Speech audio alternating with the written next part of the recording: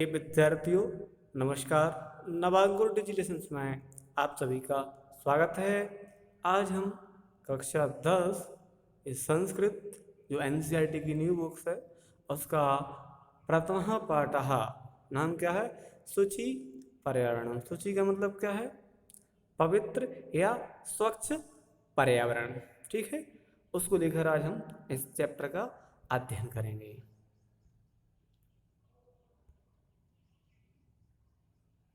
चलिए, तो शुचि पर्यावरण मतलब स्वच्छ या पवित्र पर्यावरण।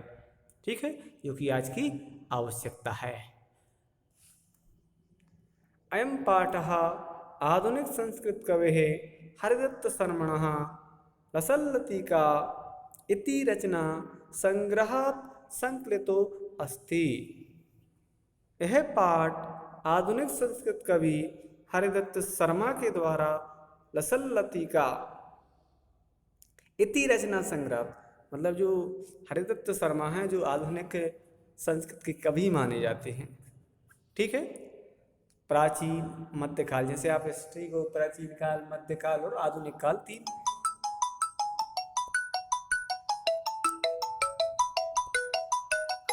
बांटते हैं, ऐसे ही संस्कृत को भी, कवियों को भी। तो इसमें जो हमारे कवि हैं वो कौन है? श्री हरिदत्त शर्मा। उनकी एक पुस्तक लिखी हुई है उन्होंने, लसल लतिका।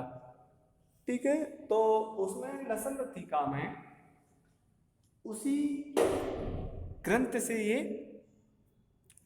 पाठ लिया गया है। ठीक है, तो क्या लिखा हुआ? इति रचना संग्रह मतलब उसी रचना से लेकर के संकलित अस्थि मतलब लिया है या लिखा गया है। अत्र कवि महानगराणाम यंत्राधिक्येन प्रवर्तत प्रदूषणोपरि अत्र कवि महानगराणाम यंत्राधिक्येन प्रवर्तित प्रदूषणोपरि चिंतित मनः दृश्यते। यहाँ कवि महानगरों में अत्यधिक बढ़ते प्रदूषण के ऊपर चिंतित दिखाई देता है। साकथ्यति वह कहता है, यद यदम यह कि लोहे चक्रम शरीरस्य लोहे का चक्र शरीरस्य मनसश्चा शोषकम अस्ति शरीर और मन के सुखा रहा है या शोषण कर रहा है या उसको शोषित कर रहा है। ठीक है, यह कह सकते हैं नुकसान पहुंचा रहा है। अस्मादेव वायुमंडलम मलिनमप्ति, इससे ही वायुमंडल मलिन होता है या गंदा होता है। कवि महानगरी जीवनात्, कवि महानगर के जीवन से सुदूरम दूर, नदी निर्जरम वृक्ष समूह लता कुंजम पक्षी कुल कलरव कुजितम वन प्रदेशम प्रतिगमनाय अभिलषति। जो कवि है वो महानगरों से बहुत दूर, नदी, झरने, वृक्षों के समूह और लता कुंज, लताओं की झुंड और पक्षियों के समूह से गुंजायमान करते हुए वन प्रदेश के प्रति जाने की या की ओर जाने के लिए इच्छा रखता है। इसका पहला हमारा जो श्लोक है, इसके माध्यम से हम पूरे वर्तमान किस प्रकार हमारा पर्यावरण प्रदूषण हो रहा है उसको हम समझेंगे। क्या लिखा हुआ? पहले हम पूरे श्लोक को पढ़ लेते हैं। दुर्वहमत्र जीवितम जातम प्रकृतिरेव शरणम शुचि पर्यावरणम महानगर मध्ये चलत निशम कालाय सचक्रम मनः शोष्यत तनुपेश्यत बर्मति सदा वक्रम दुर्दान्तैर दशनैरमुना यस्यन्नेव जन ग्रेसनम शुचि। अब इसको हम समझते हैं, इसको समझ के इसका संधि विकसित करें तो क्या बनेगा, दुहु प्लस वहम प्लस अत्र, मतलब यहाँ जीवितम जाता, यहाँ जीवन कठिन हो गया है। प्रकृति रेव शरणम, प्रकृति ही सहारा है। शुचि पर्यावरणम, स्वच्छ पर्यावरण है। महानगर मध्य चलद निशम कालाय सचक्रम, महानगरों के मध्य चलते हुए दिन रात कालाय सचक्रम, तो इसका मतलब क्या होगा, दिन भर चलते हुए लोहे का पहिया, कालाय सचक्रम लोहे के पहिए। मना शोष्यत, मन को सुखा रहा है। तनु पेश्यत, तन को पीस रहा है, ठीक है। ब्रह्मति सदा वक्रम, मतलब टेढ़ा हमेशा घूम रहा है, ठीक है। फिर क्या लिखा है, दुर्दांतैर दशनैर रमुना यस्य नेव जनघर्षणम, और अपने भयंकर दांतों से इस समय मानव का विनाश कर रहा है, अर्थात इसके भयंकर दांतों से कहीं मानव जाति का ये जन है, अमुना मतलब इस, जनगणना मतलब जनमानस का विनाश न हो जाए। शुचि पर्यावरण, इसलिए स्वच्छ और पवित्र पर्यावरण की आवश्यकता है। चलिए अगला पढ़ते हैं। अगला श्लोक क्या है, कज्जिल मलिनम धूमम मुंचति सत्शक्तियानम बाष्पयानमाला संधावती वितरन्ति ध्वानम यानानाम पंक्तयो हेनान्तः कठिनम संसरणम शुचि पर्यावरणम। काजल सा मलिन धुआं छोड़ते हुए, धूम मुंचति में धुआं छोड़ते हुए, सत्शक्तियानम सैकड़ों वाहन, बाष्पयान माला रेलगाड़ी, संधावती दौड़ती हुई, वित्रंती ध्वनि तरह तरह की ध्वनि छोड़ती हुई, यानानाम पंक्तियों, और यानानाम मतलब यान वाहनों की अनंत पंक्तियां, कठिनम संसरणम चलना भी कठिन हो गया है। यानों की पंक्तियों से या यानों की या कहे वाहनों की अनंत पंक्तियां, इनकी कोई सीमा नहीं है, उनके कारण कठिनम संसरणम मतलब चलना भी कठिन हो गया। शुचि पर्यावरण, इसलिए स्वच्छ पर्यावरण की आवश्यकता है। चलिए अगला क्या है हमारा, चलिए पहले कुछ श्लोक कर लिए हैं अपन ने, क्षमा चाहता हूं, पहले आप शब्दार्थ देख लें, इसके बाद आप पाठ को समझेंगे तो समझना आसान होगा, ठीक है। क्योंकि मैंने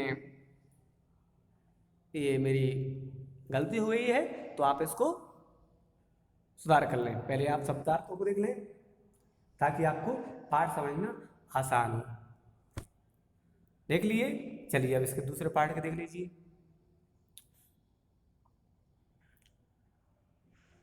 ठीक है, देख लिए हैं। चलिए अब अपन पाठ को समझ लेते हैं पूरा। अगला श्लोक क्या कह रहा है, वायुमंडलम वृषम दूषितम नाहि निर्मलम जलम कुत्सित वस्तु मिश्रितम भक्षम समिलम धरातलम करणीयम वही रंतर जगति तू बहु शुद्धिकरणम शुचि पर्यावरणम। वायुमंडल वृषम दूषितम, वायुमंडल बहुत अधिक मात्रा में दूषित हो गया है। ना ही निर्मलम जलम, और जल भी कहीं शुद्ध नहीं बचा है। भक्षम मतलब खाने युक्त वस्तुओं में कुत्सित वस्तु मिश्रितम मतलब गंदी वस्तुएं मिल गई हैं। समलम धरातलम, धरातलम धरती, सामलम मतलब मलयुक्त हो चुकी है, गंदी हो चुकी है। करणीयम बहिरंत, संदिग्धित कर क्या बनेगा, करणीयम बहिरंतः, बही अलग प्लस अंतः और जगति मतलब संसार, तू मतलब तो बहु शुद्धिकरण मतलब बहुत अधिक मात्रा में, तो जगति मतलब संसार को, वही मतलब बाहर और अंदर से शुद्धिकरणीयम शुद्ध करना चाहिए। तो वायुमंडल बहुत अधिक मात्रा में दूषित हो गया है और जल भी स्वच्छ नहीं बचा है, और जो खान युक्त वस्तुएं हैं उनमें गंदी वस्तुएं मिल चुकी हैं या निंदनीय वस्तुएं मिल चुकी हैं। समलम धरातलम, और जो धरातल है और जो धरती है वो मल युक्त हो गई है। इसलिए इस संसार को बाहर से और अंदर से हमें शुद्ध करने का प्रयास करना चाहिए। शुचि पर्यावरण स्वच्छ पर्यावरण।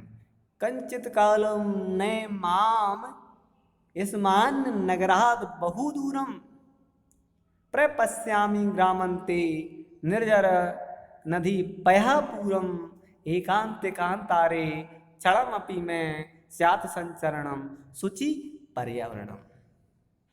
देखिए, मां मतलब मुझको, आसमान नगरात संधि विच्छेद एक नगरा, आसमान मां मतलब मुझको, आसमान नगरात मतलब इस नगर से बहुत दूरम बहुत दूर, नए नए मतलब ले चलो, नी धातु इसमें, कंचित कालम कुछ समय के लिए, प्रपश्यामि ग्रामंते निर्झर नदी पयापूरम मैं ग्राम की सीमा पर या गांव की सीमा पर या गांव के दूर निर्झर झरने नदी और जल से भरे हुए तालाब को प्रपश्यामि देखना चाहता हूं। एकांत कांतारे क्षणमपि मैं स्यात् संचरणम मैं एकांत कांतारे मतलब वन में, क्षणमपि पल भर, संचरणम विचरण करना चाहता हूं। ठीक है, मुझे इस नगर से बहुत दूर ले चलो कुछ समय के लिए, मैं गांव की सीमा पर झरने नदी और जल से भरे हुए तालाब को देखना चाहता हूं। मैं वन में एकांत में पल भर या क्षण भर के लिए विचरण करना चाहता हूं। चलिए अगला, हरित तरुणाम ललित लतानाम माला रमणीया कुसुमावली ही समीर चालिता श्यानमेरम वर्णिया नवमालिका रसालम मिलिता रुचिरम संग मननम शुचि पर्यावरणम। हरे भरे पेड़ों की सुंदर लताओं की मालाएं कतार रमणीय सुंदर लग रही हैं या शोभनीय लग रही हैं। कुसुमावली समीर चालिता स्यात मैं हवा के चलने से कुसुमावली मतलब फूलों की पंक्तियों का वर्ण करने योग्य लग रही हैं, या मैं उनको धारण कर लूं ऐसी लग रही हैं, ऐसी मैं महसूस कर रहा हूं कि समीर मतलब हवा के चलने से कुसुमावली फूलों की पंक्तियों को मैं वर्ण कर लूं या उनको मैं धारण कर लूं। नवमालिका रसालम मिलिता रुचिरम संगम संगमनम शुचि, और रसाल मतलब आम और चमेली के, ठीक है ना, मालिका मतलब चमेली, आम और नई चमेली के मिलने का ये सुंदर संगम है। स्वच्छ पर्यावरण, ठीक है, क्या है हमारा स्वच्छ पर्यावरण, आम के साथ मिली हुई क्या चमेली का यह सुंदर मेल है। चलिए, संगम मतलब मेल। चलिए, अये चल बंदो, अये अये चल बंधो खकुल कलरव गुंजित वन देशम पुर कलरव सम भ्रमित जनेभ्यो धृत सुख संदेशम चाक चिक्क जालम नो कुर्याज जीवित रसहरणम शुचि पर्यावरणम। अयि चल बंधो खकुल रव गुंजित वन देशम पुर कल रव समृत जनेभ्यो धृत सुख संदेशम चाक चिक जालम नो कुर्याद जीवित रसहरणम शुचि पर्यावरणम। अरे मित्र, पक्षियों के समूह के कोलाहल से गुंजायमान वन देश को जाना चाहता हूं। ठीक है, कहाँ जाना चाहता हूं? अरे मित्र, पक्षियों के समूह की सुंदर ध्वनि से गुंजायमान वन प्रदेश को चलो या चलना चाहते हैं। फिर क्या लिखा हुआ है? जिसने पुरहा कलरव मतलब उनके कलरव से या उनके कोलाहल से जनेप्य मतलब लोगों को जीवन त्रस्त कर दिया है। दुरुस्त सुख संदेशम जो शुभ समाचार धारण किया हुआ है नगर के कोलाहल से त्रस्त लोगों के लिए।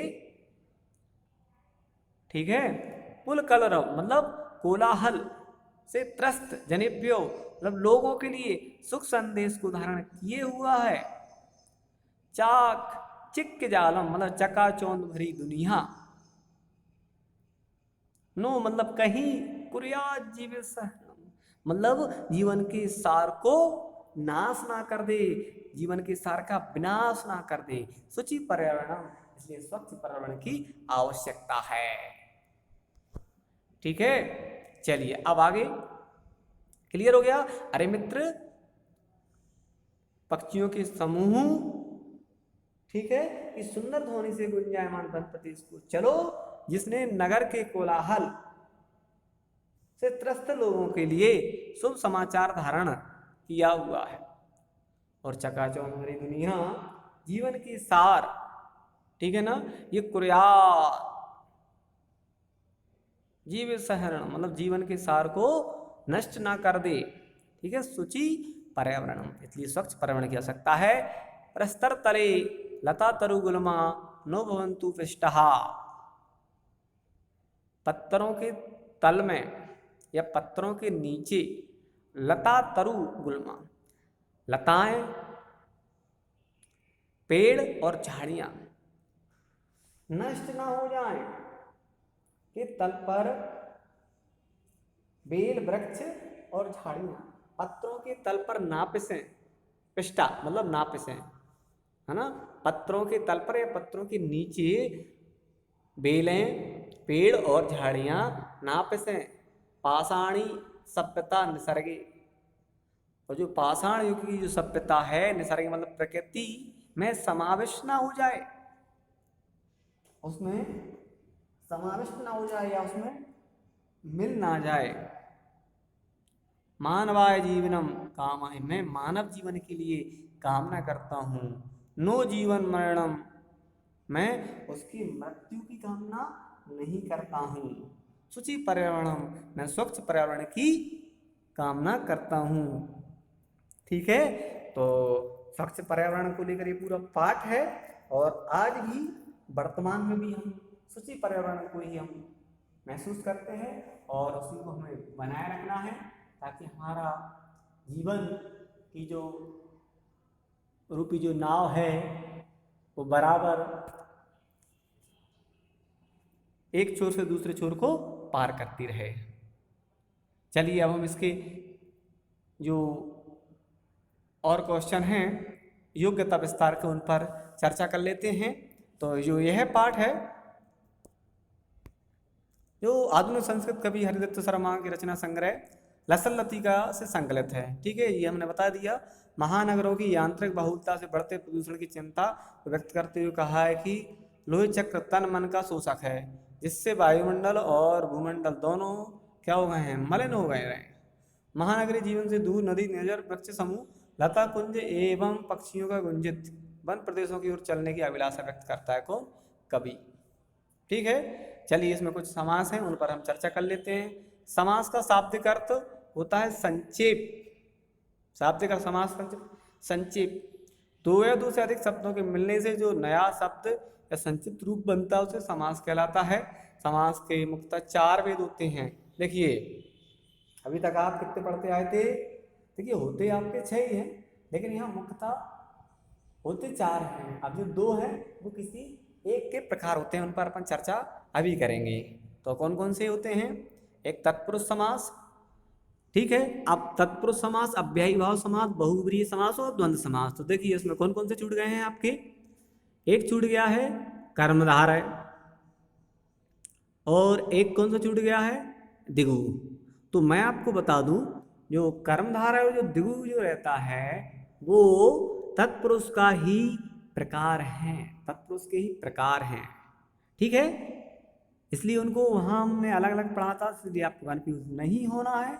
यहाँ देखिए, आप जैसे जैसे आपका लेवल बढ़ता जाएगा आपको विषय की गहनता को समझना है, उसकी आपको विस्तृत जानकारी और मिलती जाएगी, ठीक है। तो इसलिए आपको कन्फ्यूज नहीं होना है कि सर पहले आपने 6 बताए थे और अब यहाँ पर आकर 4 हो गए हैं। तो मैंने बता दिया है तत्पुरुष के ही 2 भेद और होते हैं, और जो कर्मधारय है और जो द्वंद्व है वो इसी में आते हैं, ठीक है। चलिए, तो पहला अव्ययी भाव समास। इस समास का पहला पद अव्यय होता है, वही क्या होता है? प्रधान होता है, और समस्त पद कैसे होता है? अव्यय बन जाता है, ठीक है। जैसे निर्मक्षिकम मक्षिगणाम अभावः, यहाँ प्रथम पद क्या है? निर है, और द्वितीय पद क्या? मक्षिकम है। तो यहाँ मक्षिका की प्रधानता ना होकर के मक्षिका का अभाव प्रधान है, मक्षिका की प्रधानता ना होकर के मक्षिका का अभाव है, प्रधान है।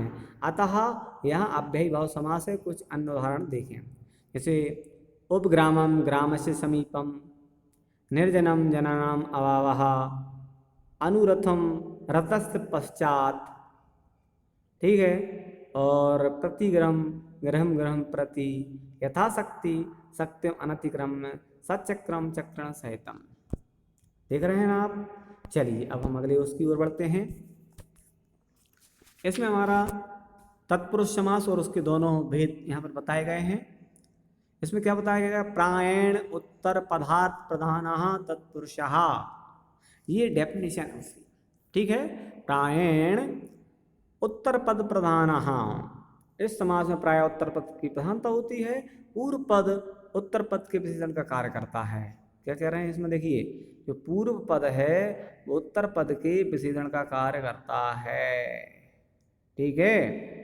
चलिए, और समस्त पद पूर्व पद की विभक्ति का लोप हो जाता है। समस्त पद में पूर्व पद की, मतलब जो 2 शब्द होते हैं, देखिए पहले शब्द को पूर्व और बाद वाले को उत्तर पद ही बोलते हैं। वैसे अपन पहला और दूसरा पढ़ते हो तो आपको कंफ्यूज नहीं होना है।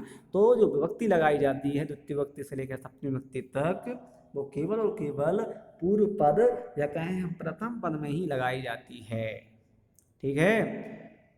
और जैसे राजपुरुषः अर्थात राजा का पुरुष, यहाँ राजा की प्रधानता ना होकर के पुरुष की प्रधानता है, ठीक है। बाकी उदाहरण आप देख ही रहे हैं। ग्रामगता ग्रामं गतः, शरणागतः शरणं गतः आगतः, ठीक है।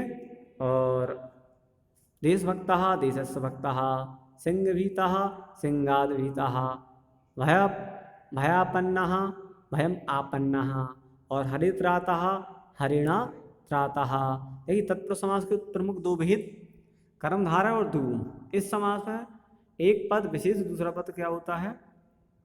पहले पद का विशेषण होता है। एक पद विशेष तथा दूसरा पद जो रहता है वो पहले पद का विशेषण होता है। विशेषण विशेष के भाव अतिरिक्त उपमान उपमेय भाव भी कर्मधारय समास के लक्षण हैं। यहाँ से देखिए, पीतम च तत् अम्बरम, पीतम तत् च अम्बरम। चलिए उदाहरण आपने देख लिए हैं। महापुरुषः महान चासु पुरुषः, कज्जलमल्लम कज्जलम एव मलिनम, ठीक है। मीन नयनम मीन एव नयनम, नीलकमलम नीलम च तत् कमलम, ठीक है। मुख कमलम कमलम एव मुखम, क्लियर है। और संख्या पूर्वो दिगु। प्रायण उत्तर पद प्रधान, ये तत्पुरुष होता है। दिगु समास में इसमें क्या होता है? समास में पहला पद संख्यावाची होता है, और समाहार मतलब एकत्रीकरण या समूह अर्थ की प्रधानता होती है। त्रिभुजम त्रिणाम भुजानाम समाहारा, इसमें पूर्व पद त्रि संख्यावाची है। बाकी पंचपात्रम, पंचवटी, सप्तऋषि और चतुर्युगम, चतुर्णाम युगानाम समाहारा। ध्यान रखना है इन सभी में क्या होती हैं, का समूह, मतलब षष्ठी विभक्ति में ही कहा जाता है। ठीक है, षष्ठी बहुवचनम। ठीक, चलिए बहुव्रीहि समास, इसमें क्या होता है, अन्य अर्थ प्रधान बहुव्रीहि। इस समास में पूर्व तथा उत्तर पदों की प्रधानता न होकर किसी अन्य पद की प्रधानता होती है। जैसे पीताम्बरः, पीतम अम्बरम यस्य सा, यहाँ ना तो पीतम शब्द की प्रधानता है और ना अम्बरम की, अपितु पीताम्बरधारी किसी अन्य व्यक्ति विष्णु की प्रधानता है। नीलकंठः, नीलः कंठः यस्य सः, दशाननः, दश आननानि यस्य सः, अनेक कोटि सारः, अनेक कोटि सारः यस्य सः, विगलित समृद्धम, विगलिता समृद्धि यस्य तम। ठीक है, पुरुषम। और प्रक्षालित पादम, प्रक्षालतौ पादौ यस्य तम जन्म। ठीक है, द्वंद्व। देखिए कुछ क्या है, अभी आपको इसमें अलग अलग लग रहा होगा कि सर किसी में षष्ठी विभक्ति आ रही है, किसी में कुछ आ रही है, तो वो जैसा उनको वक्त किया कहें हम, जैसा हम उनका विग्रह कर रहे हैं उस आधार पर उनकी विभक्तियाँ आती जा रही हैं। ऐसे कुछ अंतर ये भी आ जाता है कि वो अगर आपका नपुंसक लिंग का है या स्त्रीलिंग का है तो उनका अलग अलग तरीके से विग्रह करा जाता है। द्वंद्व समास उभयपद प्रधानो द्वंद्वः, इस समास में पूर्व पद उत्तर पद दोनों की समान रूप से प्रधानता होती है। पदों के बीच में चा का प्रयोग विग्रह में होता है। राम लक्ष्मणौ पितरौ धर्मार्थ काम मोक्षः, बसंत ग्रीष्म शिशिरः, माता च पिता च रामश्च लक्ष्मणश्च, धर्मश्च अर्थश्च कामश्च मोक्षश्च, और वसंतश्च ग्रीष्मश्च और शिशिरश्च। ठीक है, यहाँ कभी परिचय की कोई आवश्यकता नहीं है हमें।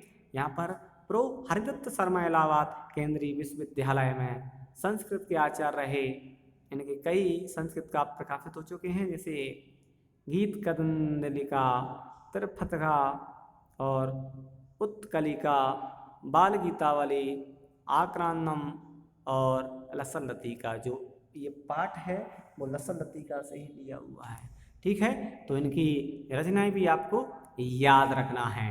ठीक है, इन रचनाओं में समाज की विसंगतियों के प्रति आक्रोश तथा स्वस्थ वातावरण के प्रति दिशा निर्देश के भाव प्राप्त होते हैं।